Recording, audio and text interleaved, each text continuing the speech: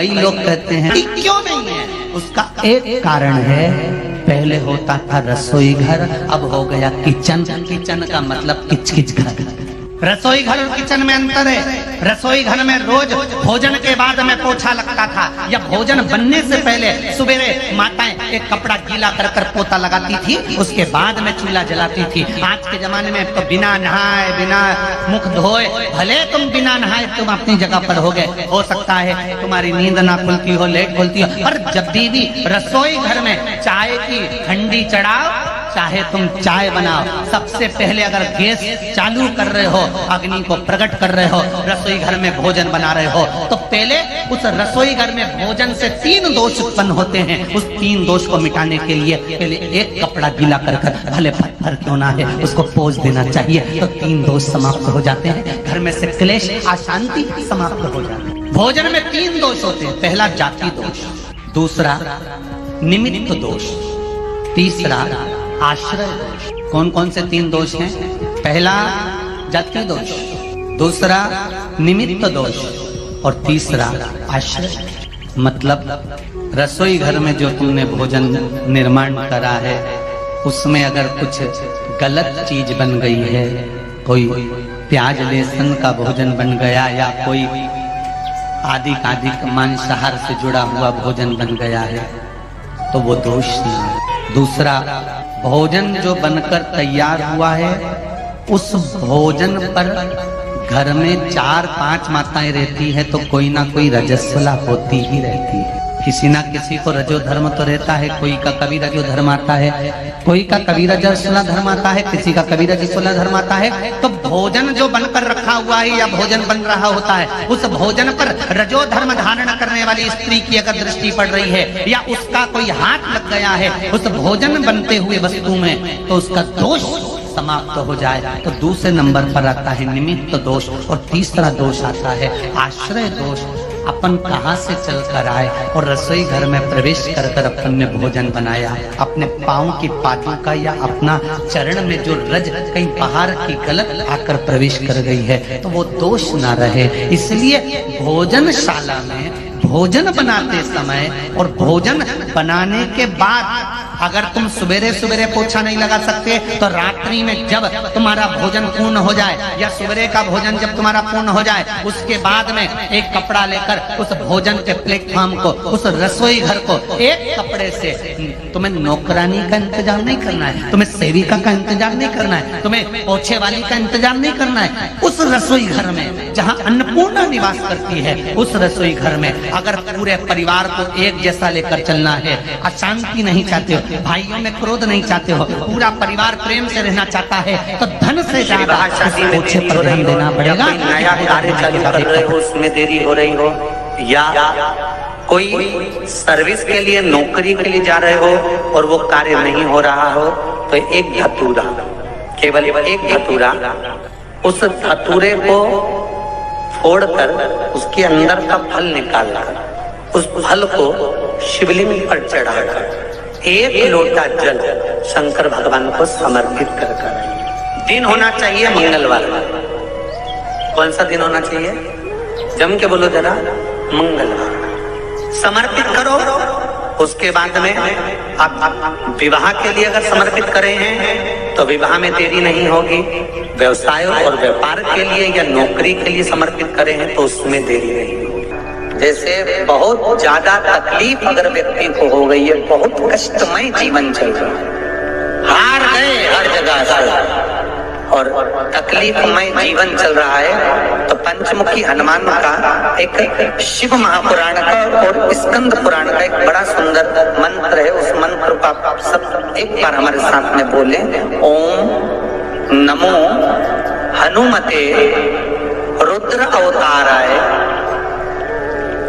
सर्व शत्रु संहारणाय सर्व रोग हराय सर्व वशीकरणाय रामदूताय स्वाहा। बस इस मंत्र को हाथ में काली तिल लेकर, एक जौ लेकर और गूगल लेकर, थोड़ा सा इसमें गाय का घी डालकर कंडे को या अग्नि को जलाकर इस मंत्र का 11 बार 21 बार जाप कर कर अपनी कामना कर कर छोड़ दीजिए।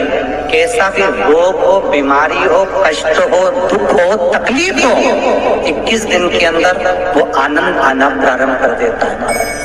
इस मंत्र, स्कंद पुराण का, शिव महापुराण का ये मंत्र मूल बच्चा पंचमुखी हनुमान।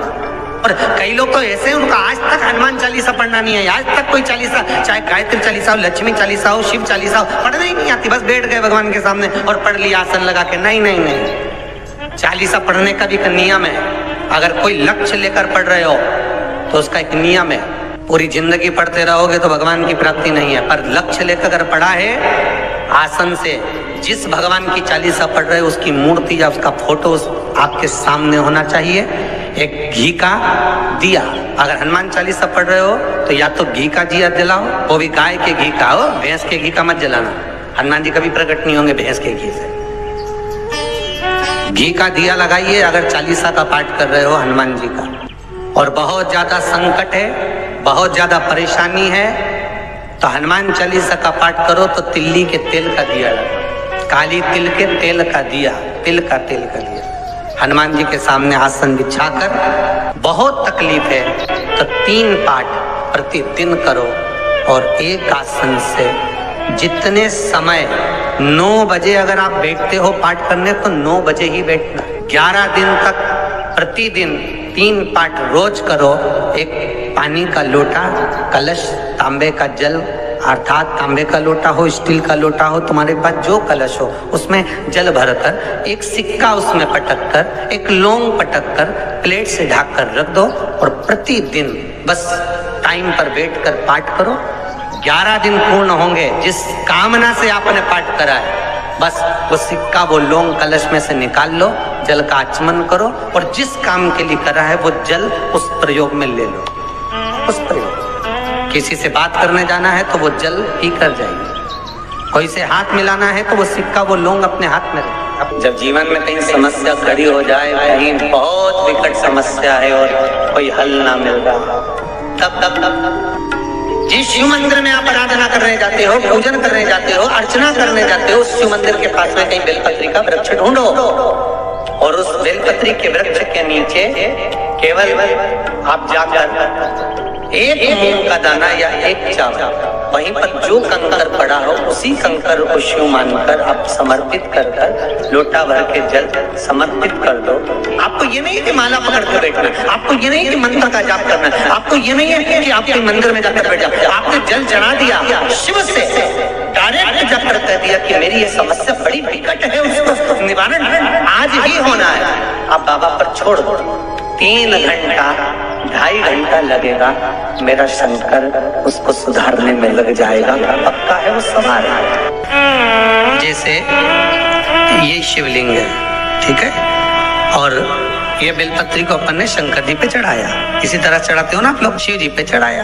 पहले इससे प्रथम वाली कथा में कहा था जब विशेष कोई कार्य होता है तो बीच वाली बेलपत्र पर शहद लगाकर बाबा पर उसको लगाकर जाया जाता। अब जिसके घर में क्लेश ज्यादा होता, महाराज बहुत क्लेश, मतलब कुछ ना कुछ बात पर झगड़ा चल ही रहा हो, क्लेश हो ही रहा, बहुत तकलीफ चल रही, कभी बहू रूठे, कभी सास रूठे, कभी पति रूठे, कभी पत्नी रूठे, जरा सी बात में एक पानी गिर गया उस पे विवाद, बच्चों को कुछ कह दिया उस पे विवाद। तो ये जो बेलपत्री की ये जो भाग होता है, इस बेलपत्री का जो डंडी का जो भाग होता है, इस भाग को, बेलपत्री के इस भाग को महाराज ऐसी कैसी बेलपत्र, बस ये भाग को बेलपत्री के वृक्ष के नीचे शहद लगाकर इस पत्ती पर ऐसे ही बेलपत्री की जड़ में उस भाग को लगाकर या रख के आ जाइए। केवल एक ही बार करना कि तुम्हारे घर में कभी क्लेश नहीं हो सकता, ये पक्का है, झगड़ा होगा ही नहीं। हाँ वो जानबूझ के झगड़ लो तो बात दूसरी है, किसी और वाला महाराज की बात झूठी करना है तो अपन तो झगड़ो, चाहे कुछ भी हो जाए। अब भाई कई लोग तो होते हैं विरोध में खड़े होने वाले, तो उनका मन इनने किया अपन को नहीं करना, अपन को नहीं करना, तो अब कहीं का कह दे कि भाई अपन को तो अब घर में झगड़ा ही नहीं हो रही है, तो वो झगड़ा कराने के लिए मन में सोचे कि नहीं अपन तो झगड़ेंगे चाहे कुछ भी हो जाए। होता है कई बार ऐसा मन में भाव जागृत हो जाता है कि भाई देखना पड़ेगा अपन को, प्रैक्टिकल तो करो। पर हम भी कहते हैं प्रैक्टिकल करो और जरूर करो। इसलिए शिव महापुराण की कथा कहती है यदि राहु है, केतु है, शनि है, मंगल है, बुध है, शुक्र है, शनि है, आपको कोई भी ग्रह परेशान कर रहा है, आपके जीवन में कोई ग्रह अगर अनिष्टकारी है, आपके जीवन में अगर कोई ग्रह अनिष्टता प्रदान कर रहा है, तो निवेदन है शंकर के मंदिर में जो कलश लेकर आप जाएं, जल लेकर जाएं, उस कलश में मात्र अक्षत के 2 दाने डालकर ले जाएं, मात्र 2 अक्षत के दाने। जैसे सूर्य नारायण को प्रसन्न करने के लिए अपन कुंकू डाल लेते हैं, हल्दी डाल लेते हैं जल में, या चने की दाल डाल लेते हैं जल के अंदर। सूर्य नारायण को प्रसन्न करने के लिए हमने चने की दाल डाली, कुंकू डाला, हल्दी डाली, और कभी कभी सूर्य नारायण भगवान से बहुत जरूरी काम है और वो कार्य हो ही नहीं रहा है, या तन पर कोई रोग हो गया है, तो उसको मिटाने के लिए कई बार हमने भगवान सूर्य को अर्घ देते समय सफेद फूल भी डाला है, कभी लाल फूल भी डाला है। उसी तरह भगवान शंकर से निवेदन करने के लिए, हमारी ग्रह दशा सुधारने के लिए जल के पात्र में 2 अक्षत के दाने, अक्षत भी पूर्ण अक्षत,